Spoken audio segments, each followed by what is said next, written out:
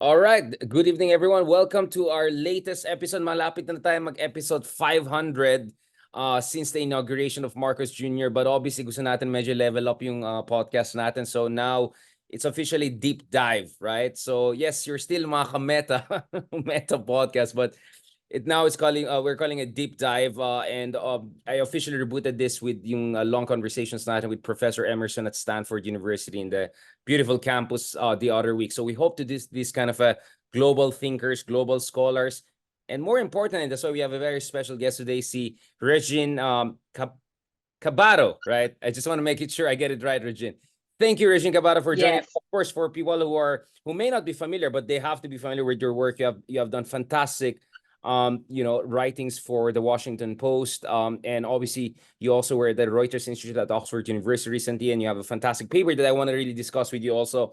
Thank you, Regine, for joining us.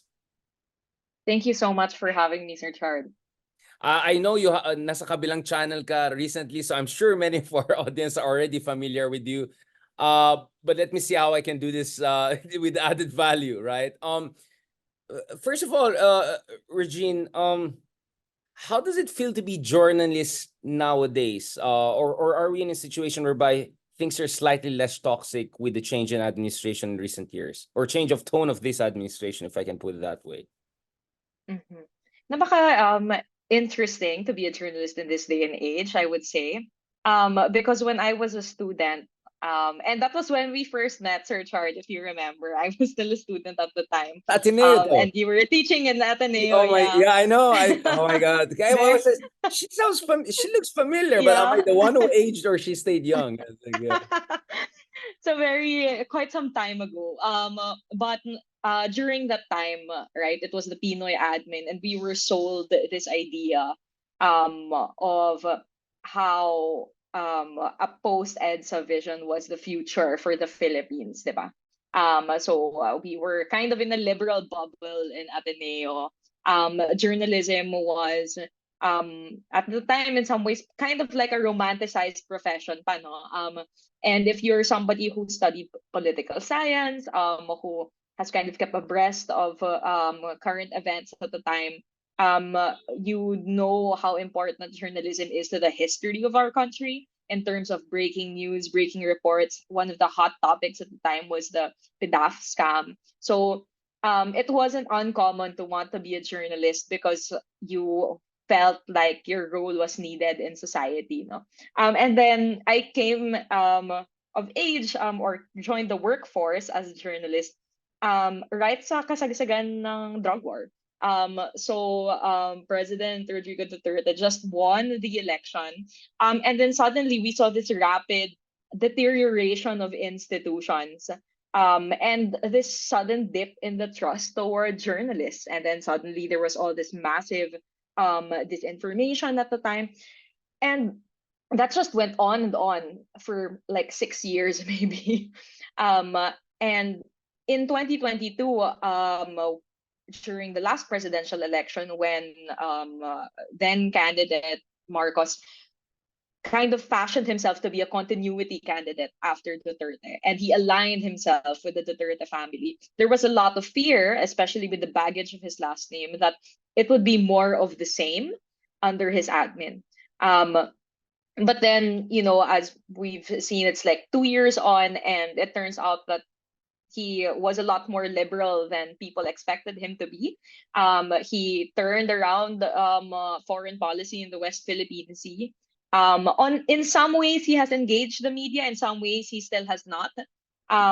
But in some ways, we're kind of like still recovering, I would say, from the Duterte Yeah. administration and all the damages that has done to basically to the fabric of our democracy and to the way that we view institutions and the fourth estate. Um, would I recommend this profession? I was having a conversation about this with other colleagues as well. Someone that you just mentioned earlier with Patricia Evangelista. And one of the things that she joked about was that she would not recommend the profession. And I see why we won't sugarcoat it. It's a very difficult profession in this day and age. You have to be ready for a lot of risk, harassment sometimes. But I will also say that it's quite an exciting time to be a journalist. And it's just really a privilege to be here and be able to report on history as it happens. Regine, can we rewind a little bit?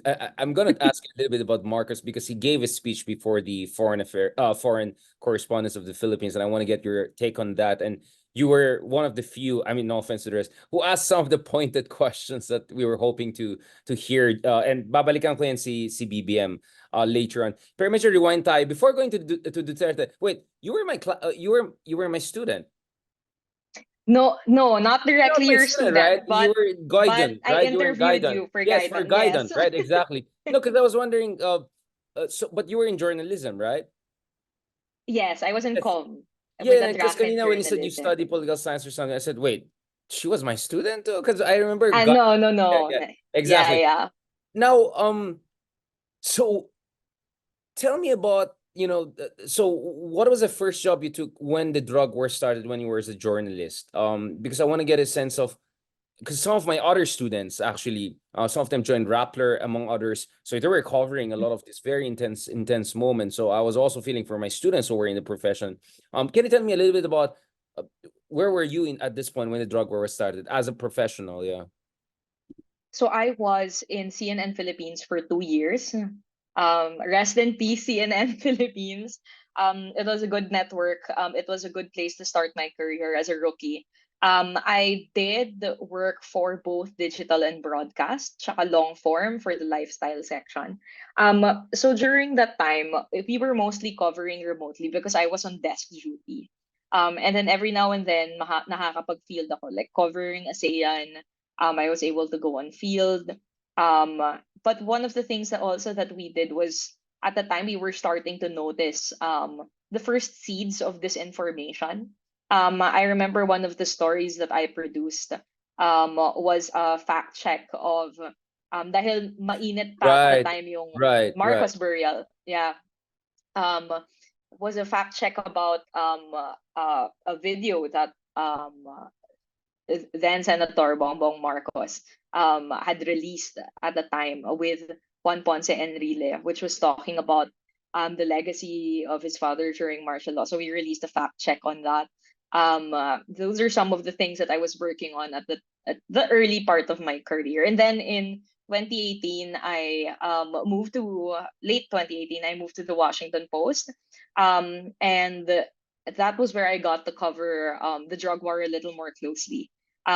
So one of the things that we did, one of the earliest stories that I did was we traced a single murder case um, around 2019 or late 2018, if I recall correctly.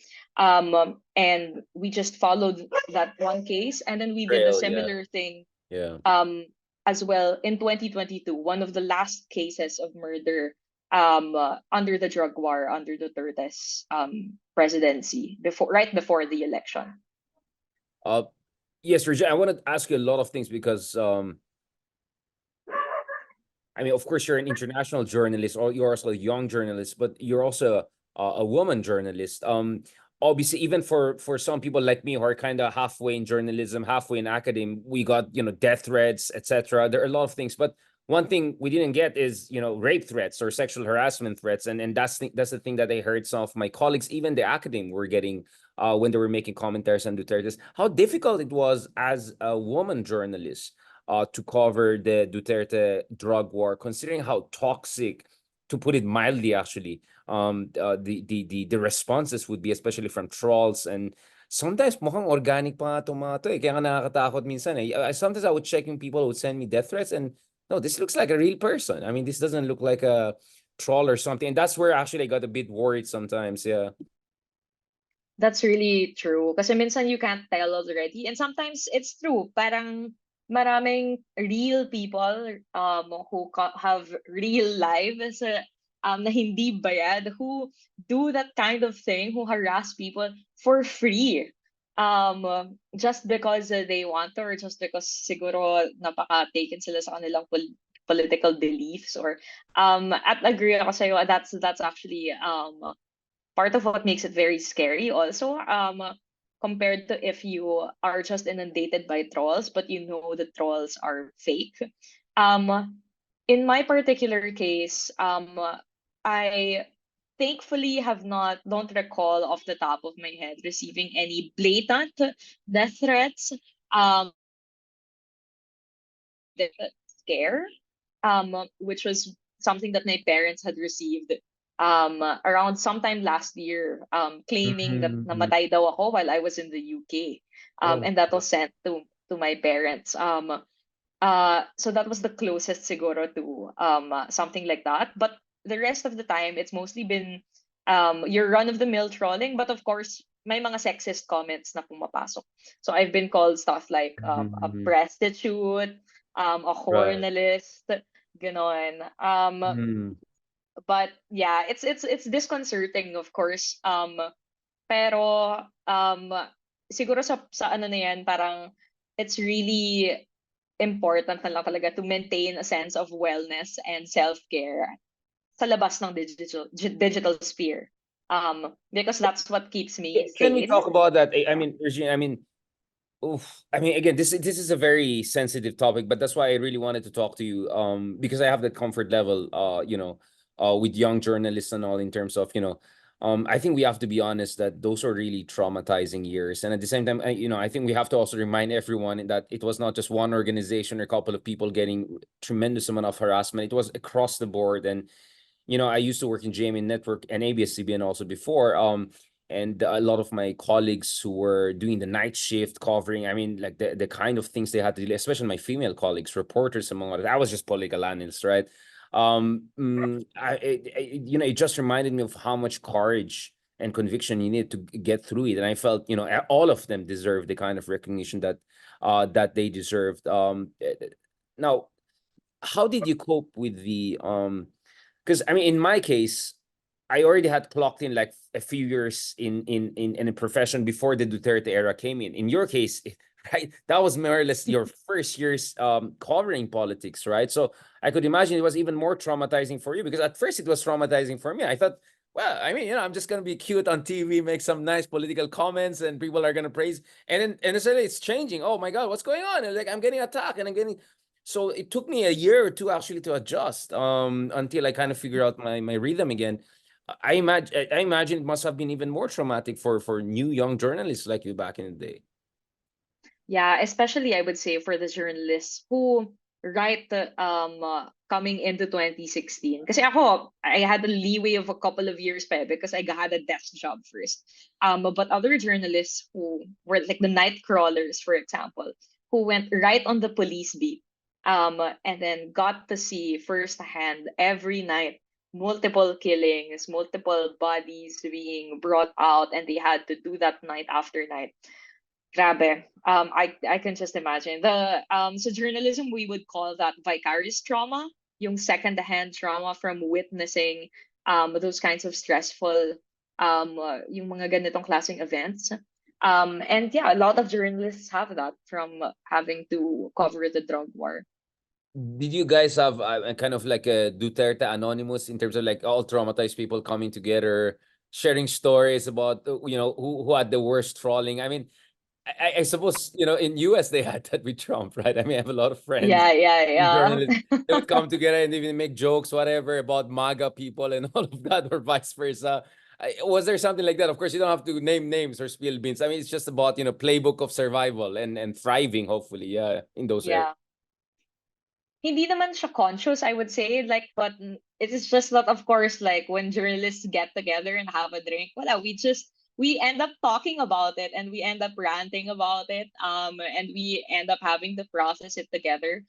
Lahat ng iba't ibang experiences namin, especially for example, ayun, CNN also closed, ABS-CBN closed, Rappler was also a target of the Duterte Others probably administration for, self-censoring. Others also yeah, Inquirer also there was I think we were the yes, first to be threatened, right? And eventually there was some sort of ownership change. So yeah, it was pretty yeah, pretty horrific. Yeah. yeah. So everyone kind of had like one experience or another of paano nilang na-experience yung years na yon. And of course, people would come together to drink and to process it, and because that was just like what could you do? And I have to say that I think my company in the industry, I'm in great company, and misery loves company. So kaya rin siguro hindi ako nakakaalis pa talaga sa industriya, because I have great peers here, and I feel like it's just a great place to work still. Yeah, so solidarity, I always felt Mm. solidarity is a very important thing. I know this is because the tendency of these people is to take you, apart, like one by one is to strike down, no? And they attack you collectively. I mean, I used to have a double agent inside the other side and would say, Richard, in 1 hour, Mm. and then they're gonna attack you, the big Oh, four, yeah.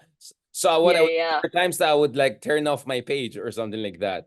yeah, Because yeah. one of the things that really traumatized me was the story of the late friend of mine, si Carlos Celdran, na in the Oh, beginning yes. 2016, he had to shut down his page entirely kasi Mhm. whatever he post immediately nandun sila sa baba, 'di ba? So there was a time I had to do that, switch off, go offline, because I would get a Yeah, like advance notice, hey, they're coming for you. So those were crazy days. Again, I I'm not saying this because I want to say like, oh, pay attention to what I'm saying. What I'm saying is that everyone was being attacked. I mean, yeah, and yeah, I don't know how you feel about it, Regine, but for me, what was also quite scary is, no offense again, I just felt sometimes the older generation that we were expecting something from, parang they didn't know what hit them, right? I mean, whether it's yeah. politicians in the opposition, whether it's some of the senior people in our world. I mean, like it's like everyone was like clueless. Like they totally didn't Mhm. see this coming. Well, I spent time in different countries, and I've been to North Korea, China, often, so I knew what was an Yeah. authoritarian system, and the political scientist in me kind of understood what was going on, but it was still scary for me, thinking like, oh my goodness, like there's no one in charge here. Like this is everyone Mm, trying to mhm. survive, right? How did you see it as a young journalist? Very bleak for our future, honestly. Like, to be frank about it. Because one of the things that really drove home to us was yung existential crisis of being a journalist. Um, because the way that journalists were attacked were really um right in the reputation talaga, and in the credibility, which is the I mean, lifeblood of demonization. I mean, it a was journalist, demonization. Yeah. right? So it, of course, it would scare us, not just in terms of personality, but in terms of when you report an issue and you know that this issue is important, you know that this issue could help shape the public agenda, is something that people should know about and listen to, but then you feel more like it's falling on deaf ears, or that people don't believe you, or that you're being attacked just for the sake of. I think that was more of the scarier thing for a lot of journalists, more than the um bashing of somebody's personality, because it was really an attack on the actual purpose of journalism. The raison d'être. Yeah, I mean Yeah. that's right. The reason for being journalist. Were there moments of doubts, and how did you get over that? I mean, again, the reason the reason I share a little bit about myself is because I just don't want to put you on the spot. I just want people to feel that we're just having an honest conversation. Because Yeah. I'll tell you what, Regine, one of the most traumatizing things for me was people not only condoning but celebrating the mass murders and all of that. And you can imagine, of course, nowadays I'm also not feeling good about a couple of conflicts going on, and people apologizing for mass slaughter of civilians and individuals and all of that. I mean, for me, a part of me was, like, we're in this profession to raise critical thinking, education, and then suddenly you see all sorts of people, very educated people that you used to respect, and coming out, oh, kailangan yan. Like, you have to trust the government. Wala tayong magagawa. I mean, that must have been dispiriting. I mean, if I don't know about your experience, yeah. Oh yeah, definitely, for sure. Because I think before there was a kind of common understanding na may baseline reality, yung public, the public had a baseline reality for truth. We all had, I would like to think, some shared values, like, for example, corruption is bad, killing is bad, transparency is good, things like that. But I think one of the things that we found out under the Duterte administration was that those things are not universally understood pala. And so that was kind of, I think, horrifying for a lot of people across the civil sector, across the academe, and even among journalists to kind of realize. But I guess the challenge for us now would be how we kind of package the truth in a way for the public to really understand na, that these things that we're reporting about, these things that we're weighing in on, they're with the common good of the public in our interest, di ba? So yun. Now, were they, inspirations for you in a sense? Maybe this is gonna be our moment. I mean, our parents' generation had the martial law period or something along those lines. Maybe this was the time that would test really the metal of our commitment to our profession or calling in that sense. I mean, for me, for instance, I also had to find inspiration. Navalny, for instance, was a great inspiration for me throughout the years. I mean, if this guy, he's facing Putin and then Mhm. goes back again, knowing for certain he's gonna get killed at some point, keeps on doing it. Like, but I'm ashamed of myself for just whining over, like, so I don't know. Yeah. That was my survival too. Like looking at this kind of icons, looking at this kind of very brave people or women, in some countries fighting for basic freedoms, etc., against all odds. What was in your case as a journalist? Um, well, thankfully in the Philippines, there's no shortage of really great journalism leaders, especially those who are women.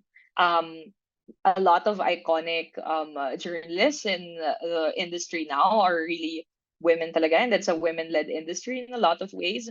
Um, I think that one thing though that I kind of, although I do look up to a lot of people for inspiration, both here at home and abroad. But one of the things also that I really kind of had to come to terms with was that there's no expectation, I guess, to play the role of any sort of hero.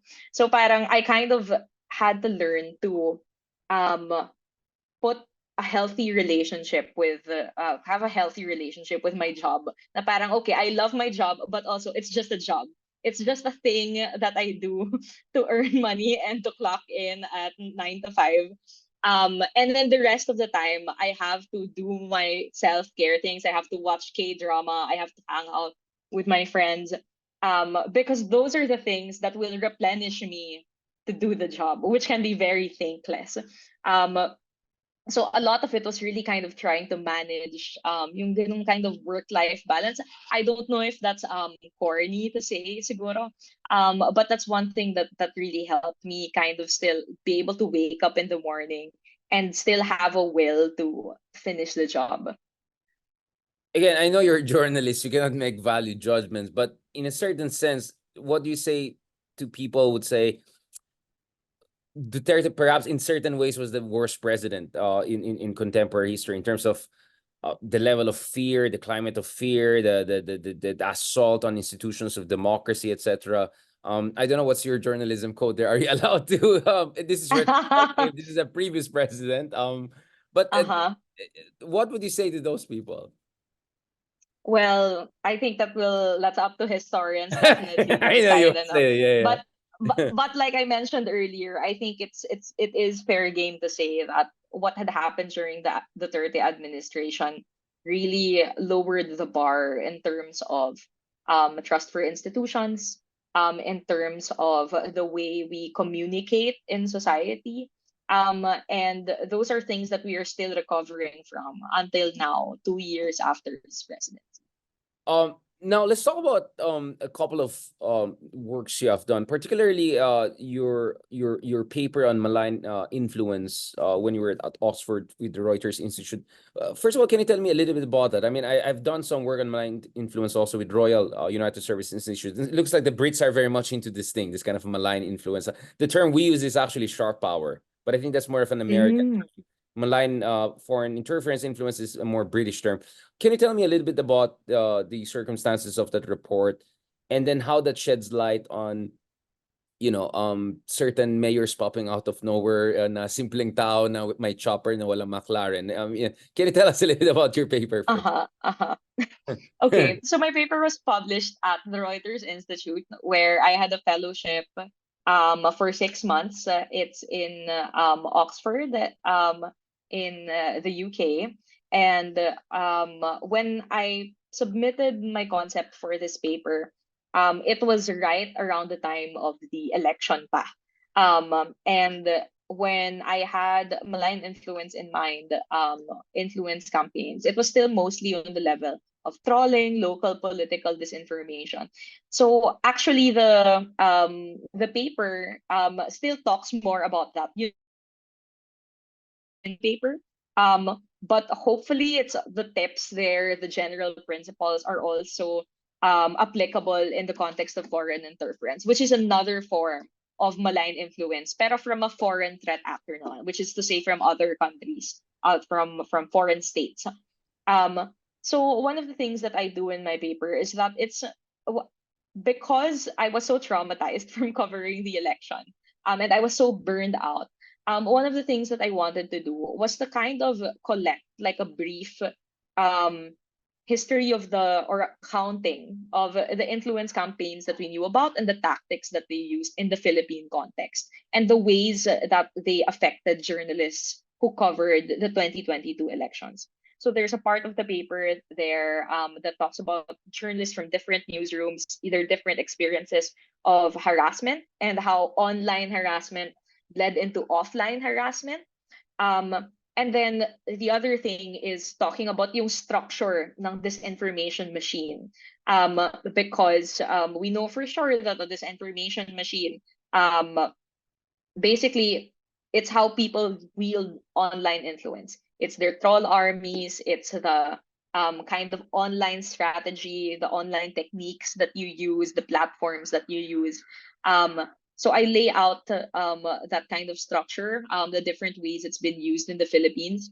And then at the tail end of the paper, I talk about things that Philippine newsrooms could do to be able to be more resilient to malign influence. So what are the things na dapat ginagawa ng mga journalists to be able to protect themselves? What are the things that we should be doing that we should be demanding from our employers to protect us, especially if we're going to go out and cover these types of hyper partisan, really risky campaigns.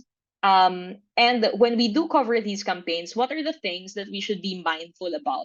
Like, what are the ways that we know that threat actors or malicious actors are able to twist the story, and how can we angle our stories so that they won't be able to take advantage of us? So those are some of the things that my paper Can you give talks us about. a kind of a summary? I mean, obviously, if you go to the link you send me that I'll also upload and all. I mean, the title is Navigating Malign Influence Campaigns in the Philippines, a guide for journalists and newsroom. Medyo, it looks like a malaking file siya.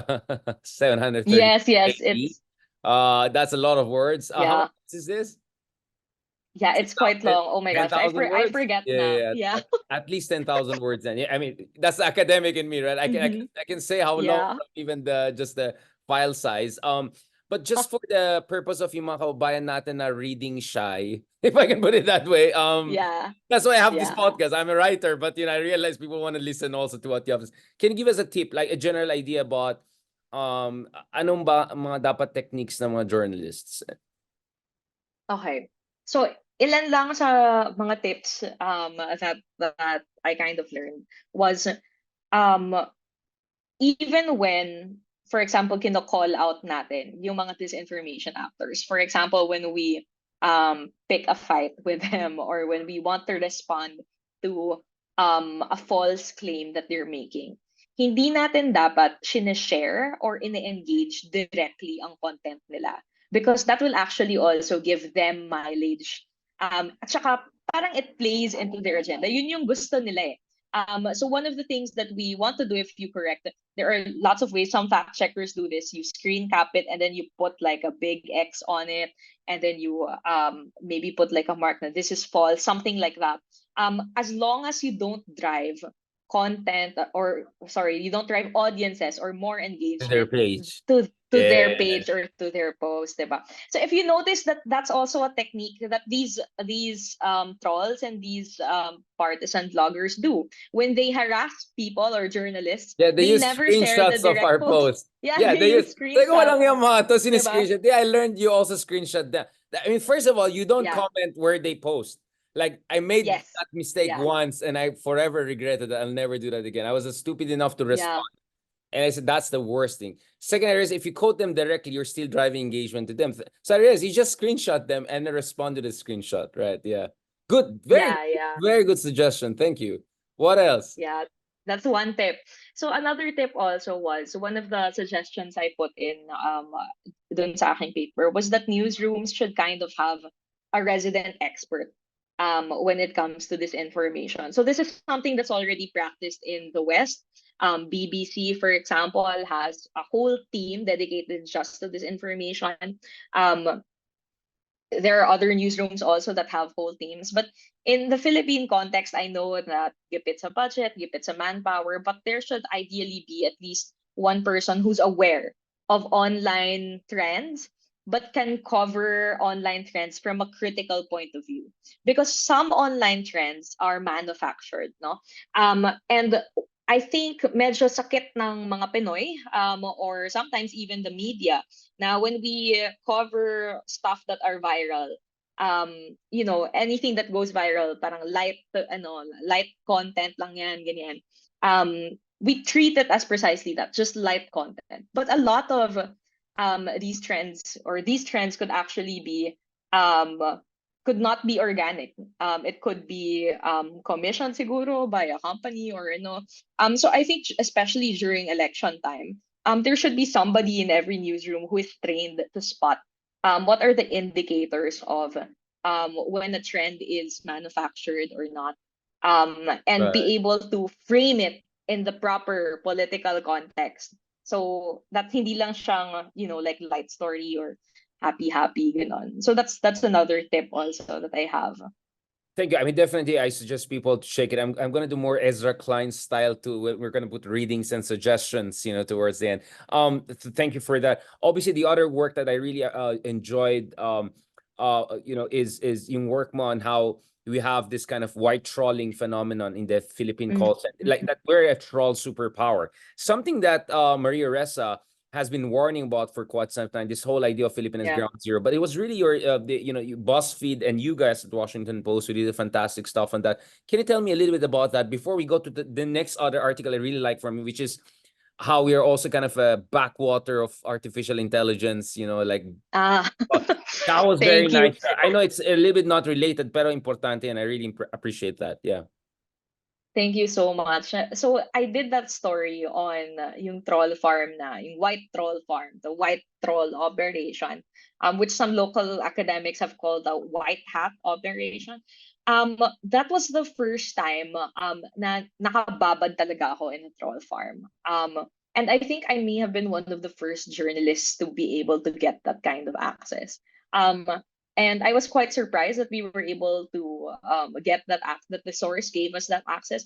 But I also think it was because the philosophy of the white troll farm is a little different from the what they were calling the black trolls. So the black trolls are Yes, can you just explain the two? yeah. Sorry, I'm just gonna get a charger while you're explaining. Don't worry, I'm listening to you. This Sige, sige. recorded. I'm just gonna charge. Yes. Let's go ahead. So, what is the distinction between white trolling and the toxic trolling? I don't want to use the colors, but medyo Yes. politically correct. Let's just say the toxic trolling, Okay, sige, trolling. sige. What is the difference? Yeah. So the way that the source explained it to me, was the toxic trolling method was basically part of what you already see online. Na talagang they harass, they attack their target, they share fake news, they smear their target. So no holds barred. But sila sa white quote unquote white troll farm, they view what they do as a more positive form of trolling. So they still use inauthentic accounts, fake accounts even, but they have their own kind of ethos. So that's what I Wait, found ito ba yung interesting. So parang Tata is the best in the solar system? Ganun. Is that a white trolling? no, Tata is the best parang person in the solar system? parang so yun yung interesting kasi parang dito sa kanila at least sa sa company where which accommodated us, it was more like they share their model kasi was smart trolling. So um meron silang argument talaga. And then sometimes they will cite news articles even, ganyan. So parang um part of their selling point was to convince people that they were real they each had online personalities. So hindi mong mahahalata na troll sila. So that's one of the interesting things about it. And then they had all these rules for themselves, like bawal silang magmura. They can't curse, they can't ano, they have to win arguments only based off of facts. If you link out the articles, it should only be news articles also. So they had like they set up those kinds of rules So for what makes them themselves. troll then? Then what makes them troll? Because The they're fact paid? that they use, Because they're mercenary? yeah, because they're paid, yeah, and they use fake accounts still.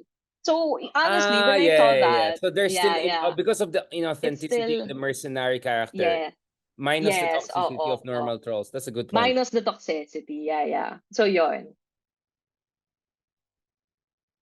You're right. I Oh, mean, I lost your audio. Okay. why would they give you that level of access? I mean, although of course a good friend of mine, si Jonathan Ong, also has been doing a lot of Uh good huh. works with the queens, right? With the Queen of Uh Hydra huh. queens and all of that.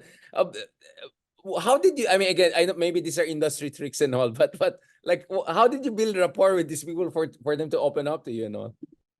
Industry trick na yan. But I think I would say that I just took my chance and then like I was given the chance. And I'm really grateful for it because I really learned a lot about how the industry works and how the industry also, as in the influence industry, is also very diverse. So different people, different players within the influence industry all have different motivations, all have different methods of working. Iba-iba yung negotiables and non-negotiables nila. So it's just kind of interesting to hear how different people across the board um will kind of negotiate their online activity. Yeah. And this is global, right? So there could be call centers in the Philippines doing white trolling for Boris Johnson, let's say. I mean, for example, right? Does it work that way? They can white troll for politicians all around the world. Parang our brand is Mhm. crisis. Yung ganun style na, do you get what I'm saying? Like, because the idea of brand Yeah. is crisis is a bunch of white guys from America go to Latin America, Yeah. South, like South Asia, whatever. But here is like Filipinos are doing the white trolling for, I don't know, some white guy populist somewhere. Is that how it works? I mean, You know what? Hypothetically, that could happen exactly, right? I mean, I was because of thinking the immediately like yeah. that. It's just that ako wala pa akong nami-meet personally who has Evident. catered to foreign clients like that. Um, if there is such a thing that exists, it would have to be siguro English language because of the language barrier, because a lot of other global south countries also have their own very lively disinformation economies, lalo na in Latin America, That's a good which is term, very yeah. Yeah, yeah. comparable Troll, to the yeah, Philippines. troll economy. Yeah, I mean, it is like, Yeah, yeah, yeah, it is an underground business. You're right. No, I was just saying, yeah. there could be like gurus. No, you like in the Anglophone maybe, which is quite a large world. I mean, you Hmm. can imagine you can have a affordable BPO Philippine-based white trolling, di ba? Kaysa, I don't know, you do it. Yeah. And Filipinos, I mean, I used to have classmate who was doing call center in French call center. So his Mm, French was so good he could do it. So I realized there are actually a Spanish and French and a couple of other languages who have call centers in the Philippines. That's how good Filipinos are in imitating accent. yes, Whether it's yes. Romano, Parisian, or whatever. So that's how good Filipinos are. So I was thinking the entrepreneurial side of me saying this could be a global business model, right? So what you're saying is that you don't have an evidence yourself, but hypothetically, nothing will stop these people from operating on a more international landscape. No, well, I mean, Yeah, I'm just being saying Pinoy pride. Say like we own global affairs. I'm just saying. yeah, yeah, You never yeah. know. And Maybe we yes. make we make Trump win in the next elections or something like that. You know what? If you remember, nga, one of the things that my source mentioned in the 2019 article about the white trolls was that they would love to expand globally. Pero yun lang yung sinabi niya. So I'm I mean, telling you, that's it. I hypothetically, it read where could. I read where Yeah. this business go. Marami entrepreneurial. Now let's also talk about the whole artificial intelligence business model also. Again, what I like about your work is yung mga parang the dirty kitchen realities yung pinapakita mo. Everyone sees the fancy ChatGPT, the latest version, all of the interesting things you can do. People don't realize that, first of all, with artificial intelligence, you need a lot of energy, electricity. We just had a talk in Stanford with some folks, and the AI experts were saying, how energy consuming, environmentally disastrous it would be if there are all of these huge hubs, AI hubs in Southeast Asia, for instance, right? But one of the things you do also in your work is you also expose how Philippines is also kind of a back office for artificial intelligence. What's going on there? Is this you were saying this is kind of an exploitative underground world, like Yes, dirty and some mining world for artificial intelligence? yeah. So what happens kasi, so to explain no to our listeners how AI works. Um when you ask AI, for example, a question, and then it answers, that question did not come from nowhere. So for the an AI has to learn how to answer questions or perform tasks based sa data set that is fed into the AI. Right? And the data set that's fed into the AI has to be cleaned and it has to be labeled for the AI to be able to identify different parts. So for example, just so that the readers know no na parang when you're being asked to verify are you not a robot, yung mga online sa social media, and then you have to click the bus, click the ano ganyan. So that is the kind of work that let's call them data annotators, yung mga data annotators, data labelers do to be able to train the AI so that the AI can be able to identify this is a bus, this is the color red, this is the color blue, ganyan. And you have to do that through hundreds and hundreds and thousands of pictures, video, etc. Um, so it's actually a very manual job. Kasi isa-isahin mo yan eh. Ita-type mo talaga yan. This is blue, this is red, this is the number one, this is the number two, ganyan. Para matuto yung AI. And where do they source that work? In the Philippines. But they also source it in other countries as well. Some places like Africa, Latin Yeah. America, ganyan. And why? And they're Because paid the badly, if at all. and I they're mean, they're paid paid very badly, if at badly. all. Wow. So, I mean, it's Yeah. insane that the trillions of dollars being raised for artificial intelligence and all of these new tech titans from AI world coming up. And people don't realize it's not just a bunch of geniuses in Silicon Valley who are just pressing buttons or programming it. There are a lot of folks, including in our country, who are doing the dirty job on a daily basis for them. Just a quick question about this. I mean, is there something about Washington Post that allowed you guys to do all of this very interesting? I mean, no offense to the others, right? But you guys seem to be doing a lot of very interesting outside the box, or not so much covered angles as far as Philippines is concerned. Because Philippines is always usually poverty porn, like conflict, war. But you guys were doing something very different, right? Yeah. Where's this coming from? Is this the editorial kind of support and guidance? I'm really glad that you think so of our coverage in the Philippines. Again, no offense So to others. Yeah, yeah. so ever since I was hired in 2018, I've really just felt like a lot of support talaga from our headquarters and from my bureau chief, my bosses at the Washington Post about the stories that we could do out of the Philippines. So I feel like there was given they were really given they really gave like a lot of special Quite attention to the latitude. Yeah. Philippines. Yeah, because they also know that we are basically just a very important demographic.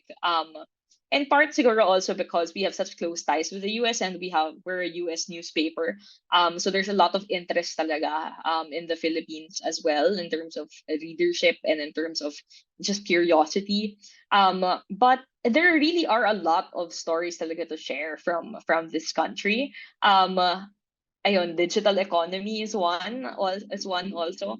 We also did a story before on call center workers who were basically being forced to report to work during COVID. Tapos nagkaroon na ng outbreak sa ibang mga call centers, ganun. The Philippines is a very curious case study because, and this is also possibly partly why the disinformation scene here is very lively. Is because Filipinos are just chronically online people, and we're also a young nation, and we are very digitally savvy. Um, so those are like a combination for a lot of different things, and that's why the troll economy exists here. That's why call centers work here. That's why AI companies outsource their work to the Philippines. So the Philippines is a very important place to be in the global supply chain of things. And I'm just really glad that I'm given the privilege to cover it. Exactly. I mean, there are many shades to the Philippines, right? And Mhm. many variations of shadiness also to the Philippines. You know, we have our Yes, yes, fingers deep in so many things. completely. Yeah, exactly. I mean, again, as I said, no offense to others. I mean, like for instance, with New York Times, I read them a lot when it comes to understanding different aspects of Mexico or India, right, or Russia, right, when it comes to tech sector, etc. But for some reason, in the Philippines, whenever I was trying to find something about all of these things, AI, it's your name and your works, or you folks in Washington Post keep on popping up. So I was wondering, like, is this like a concerted effort by the editorial team to make sure that the coverage is as comprehensive as possible? Because the Philippines is a rising dynamic nation, for all our faults. We're one of the biggest democracies on earth. I always remind that, when I have interviews, whether it's Farid Zakaria or Manpur, whatever, like, we are not just like, some tiny tropical nation. We're a pretty big, important country, right? People forget that. Yeah. So I'm glad that you're feeling that kind of excitement that I feel when when we remind the international community about that. Now, to the last part, I hope to have more conversation with you, but I promise to keep this as short as possible because I know you have other commitments today. But I hope we continue this. But now, final part. Let's talk a little bit about BBM, right? Were Mhm, you surprised by how BBM has turned out? I'm not saying he has turned out great. I'm just saying he has turned out mhm. differently. As far as the expectation of many people were having PTSD after 2022. I know that very well, right? I saw so many people in Boracay or whatever. Uh, Taking a break. yeah, it's like you could see yung iba naging travel vlogger, Yeah. di ba? Just to cope, and I understand. I understand. I understand. All of us had our own ways of coping with it. Mine was opening up this podcast, right? This is my therapy. Just to episode 480 na tayo. So, just tells how much therapy I needed. This is a free Ilocano style therapy. Um and then what and then when you met BBM in the context of foreign affairs foreign correspondence, group, what was also your reading how he responded to all of that? I mean, this is a guy who didn't want to have a single legit debate during elections. This Mhm. guy was really Yeah. avoiding any scrutiny in discussions, but it looks like he's opening up. He has more pizzazz to him. There's level of confidence. Where is this coming from? I think there was a lot of fear talaga on the part of journalists, and not just us. I mean, you mentioned it yourself, diba? That it would be more of the same of the Duterte administration, especially because on the campaign trail, he would not go to any debates. And he also did not, or very pili lang, yung in-entertain yung media. And a lot of the media whom he did Quote unquote entertain. media. Yes. And a lot of the people that he did entertain, di ba, parang didn't really get to ask any hard-hitting questions. And people who did get to ask hard-hitting questions, like, for example, then BBC correspondent Howard Johnson, who ambush interviewed him, they were just harassed relentlessly by the online machinery and trolls and real people also included, etc. So I think there was a lot of the fear that there was not that sense of accountability that President Marcos would have once he stepped into power. Um, well, there are a lot of ways that the communication with government, between government and journalists, and the public and government can still be improved. But maybe the Duterte was really just really set the bar low to begin with. However, Marcos does have his own interest also as to why he has to engage with the press, and that is because under his term, we've been seeing China emerge as really the main threat of his administration. So, diba, we've seen it in the last year. China has it. This is also an existential threat for the Philippines, and President Marcos recognizes that the public wants him or yeah wants him to be pro West Philippine Sea and to stand up for rights in West Philippine Sea. Um, so I think the Marcos administration is very conscious about being able to work with the media to be able to get that side of the policy out in the open. Because it's also an existential one for the Marcos administration and for the Very good country. point. So Yeah. parang yeah.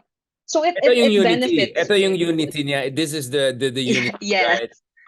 Yes, The yes. unity Why in you one could say that. that's an Uh-uh. interesting. This is the alternative unity that came out, which turns out to be the opposite of what the other side had in mind when they were discussing unity and unity. That's a very good point. But on a Mhm, psychological level, do you think all of this, let's just call it for what it is, affirmation is getting from the West? I mean, Biden administration mhm, rolling out the red carpet. I mean, I've been going back to DC and other capitals. They talk about him as if he's a kind of a, fresh faced, like reformist. He's not. I mean, he's like suddenly enfant terrible. Like I was like, what? It's embarrassing. Like ambassadors fawning over him. Like, no, I mean, come on, guys. I know Duterte was bad. I know that negative 10 to 0 is 10 points up, but it's still zero. Like, no, I'm just saying, like, yes, he's a yeah, yeah. improvement, but let's not get ahead of ourselves. But my sense is that psychologically encouraging me. Like, I can see, the way he talks, the way he projects himself. Hindi na siya yung ganun eh. Dati very ganun siya eh. Protect the lead, ganun. Mm-hmm. Now, you can see the guy, he feels his way, especially the speech he gave at the Australian Parliament. I felt, wow, this guy has found his own voice. Yeah. And I think analysts like yourself have also said no that he like let's maintain that level of healthy criticism he also does have something to prove because he knows that he has baggage as a Marcos. He knows that he has to kind of turn around his family's reputation because when they fled the country in 1986, their political career was ruined. And they were pariahs in the international community. And now, like as you mentioned, a lot of foreign leaders, a lot of ambassadors are quite impressed with his performance. And it's also because he does have something to prove coming into the presidency. And this is something that he has said himself as well on the record, diba? So it's no secret naman. But that's also something that the public has to be mindful about. So while while the people members of the public can definitely agree with some aspects of his policy, like for example his foreign policy, West Philippine Sea policy. It also helps to kind of watch out what is going on in other areas, like in terms of corruption, in terms of the legacy making of the Marcos family. So those are stuff that we kind of like have to all. So they're all happening at the same time, and these are things that we should be monitoring as And of course, there's a Filipinos. Ferdinand Marcos the third, otherwise known as Sandro. That I'm sure they want to make life easier for that guy, even easier than BBM has had. Just last point. You asked quite a pertinent question during that interesting event with President Marcos Jr. Can you remind everyone what was the question, and then what is your understanding of the response that he gave? Okay, so my question to Marcos at the time was, um, how would he describe his relationship with the Dutertes? And my follow-up question to that was, um, how he manages to maintain a kind of professional relationship with Vice President Sara Duterte, even when her family has very publicly, vocally held so much disdain for him. So yun yung follow-up ko sa kanya. And very Facebook relationship status yung kanyang reply. Sabi niya, Complicated, yeah. in two words, it's complicated. He did expound a bit. He said he shared that um, he and the vice president have managed to be a little they just don't talk about it. Or they acknowledge it, but they don't let it get in the way of their working relationship. Um, so I'm glad that he answered that question because it's something that I was very curious about, and I'm sure a lot of Filipinos were quite curious about it as well. Um, but it's very it it's we all know, I think, that the relationship between the two ruling families, like it can't stay at the impasse for long. Right. We have And you 2025 felt around the you corner. felt he was Yeah. evasive. You felt he was. I don't know, like. What is your reading of how he was responding at the psychological and even in terms of communication? The reason I'm asking is because I'm hearing it from both sides, meaning both Duterte sides and the opposition, the real opposition side. Now, this guy is too timid. Kuting is the term one very famous quote unquote vlogger uses. So think. Instead of Tigre ng Norte, Kuting ang do you think he's a bit too timid or he's just being strategic? I call it good Machiavelli. Hmm. Good Machiavelli, as my former That's professor put it. What is your reading? Again, I that's don't want to put you on the spot, but it's just a psychological reading of how he was conducting himself and how he responded to some tricky questions because power reveals, right? And especially how power operates in quite challenging environment reveals its metal for that matter. Yeah. that's an interesting thought. I'm more curious to hear what analysts would say, because what I've heard from other analysts before is that it's really not in his personality to be palaaway. Um, that he's